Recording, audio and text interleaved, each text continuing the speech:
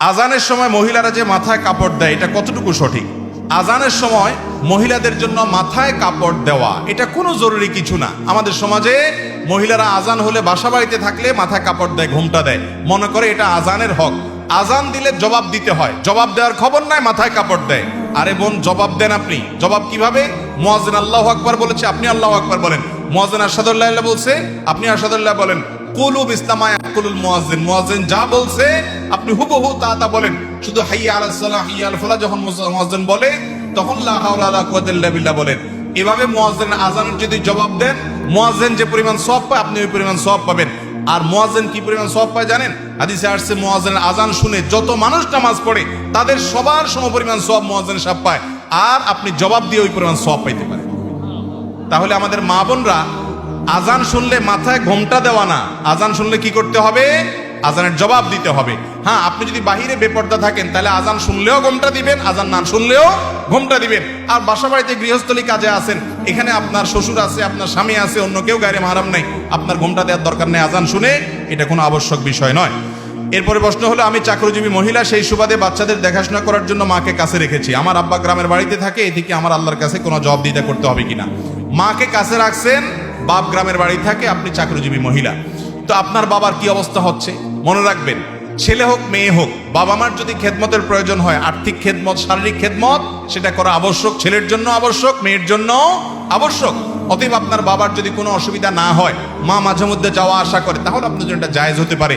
কিন্তু যদি আপনার বাবার অসুবিধা হয় তাহলে বাবাকে হয় কাছে আনতে হবে, আর না হলে মাকে সেখানে রাখতে হবে, যাতে করে বাবার অসুবিধা না হয়। কারণ তার যদি অসুবিধা হয় তাহলে সেক্ষেত্রে আপনি গুনাহগার হবেন। আর আপনি চাকরি বাহিরে করছেন, সেটা আপনার কতটা নিড আছে, শরীয়তের নীতিমালাগুলো রক্ষা করে করছেন কিনা, সেটা প্রশ্ন সাপেক্ষ বিষয়। ঋতুবতী অবস্থা মহিলারা কোরআন স্পর্শ ছাড়াই কি কোরআনের শিক্ষা দিতে পারবে কিনা? যদি শিক্ষার্থীকে আপনি কোরআন শিখান, ভেঙে ভেঙে শিখাবেন। ঋতুবতী অবস্থা আপনি ভেঙে ভেঙে শিখাবেন, এক শব্দ দুই শব্দ পড়ে পড়ে ভেঙে ভেঙে তারপর আপনি শিখাবেন। কারণ শিক্ষা ছেড়ে দিলে তো বাচ্চা ভুলে যাবে, বিধায় ওইটুকু জায়েজ আছে যদি আপনার ওইটুকু দ্বারা কাজ হয়ে যায়। শয়তানের ধোকায় অনেক সময় ইবাদতে রিয়ার প্রবণতা আসে, তাহলে করণীয় কি? শয়তানের ধোকায় আপনার মনের মধ্যে যদি রিয়া আসে, লোক দেখানোর প্রবণতা আসে, তাহলে সেক্ষেত্রে দেখতে হবে কাজটা কি ফরজ কিনা। ফরজ নামাজ হলে যত রিয়া আসুক তারপরও দেখায় যেতে হবে, অর্থাৎ প্রকাশ্যে করে যেতে হবে, তাতে আপনার রিয়া কিছুদিন পরে দূর হয়ে যাবে। যেমন নামাজ পড়তেছেন রিয়া আসে, যাকাত দিচ্ছেন রিয়া আসে, তারপরও আপনি দিয়ে যাবেন। এগুলো গোপনে দেওয়ার জিনিস না, কারণ নামাজ তো জামাতের সাথে পড়তেই হবে, যাকাত তো দিতেই হবে, ইসলামের শিআর। অতএব সেখানে রিয়া আসলেও আপনি করবেন, কোনো অসুবিধা নেই, কিছুদিন পর রিয়া দূর হবে। আর নফল আমলের ক্ষেত্রে মানুষে দেখলে রিয়া হয়, তাহলে দেখাবেন না, ওইটাকে যত লুকাবেন তত বেশি সওয়াব হবে। সেজদায় গিয়ে কোনোই উরুর সাথে লেগে থাকলে সালাতের কোনো সমস্যা আছে কিনা?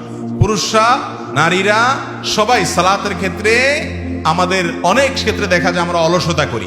বিশেষ করে পুরুষদের মধ্যে এই রোগটা অনেক বেশি দেখা যায়, মহিলাদের মধ্যেও আছে, যে অলসতা করে। রুকুর ক্ষেত্রে আমরা ভালো করে ঝুঁকি না, সেজদার ক্ষেত্রে ভালো করে সেজদা দেই না, দাঁড়ানোর ক্ষেত্রে ভালো করে দাঁড়াই না, এই কাজগুলো গুনাহের কথা। আমরা যদি সেজদা গিয়ে এই যে উরুর সাথে আমাদের রান লেগে যায় অথবা মাটির সাথে রেখে দেই, অলসতা পরে, সেজদা তো হয়তো আদায় হয়ে যাবে, গুনাহ হবে না, এই নামাজ হয়ে যাবে, কিন্তু এর কারণে নামাজের অঙ্গহানি হবে, নামাজের মর্যাদা নষ্ট হবে এবং গুনাহ হবে। অতএব এইভাবে অলসতা পরে নামাজ পড়া জায়েজ নেই। আল্লাহ তাআলা আমাদের সবাইকে যা জানলাম, শুনলাম, বুঝলাম, সেগুলো অনুযায়ী আমল করার তৌফিক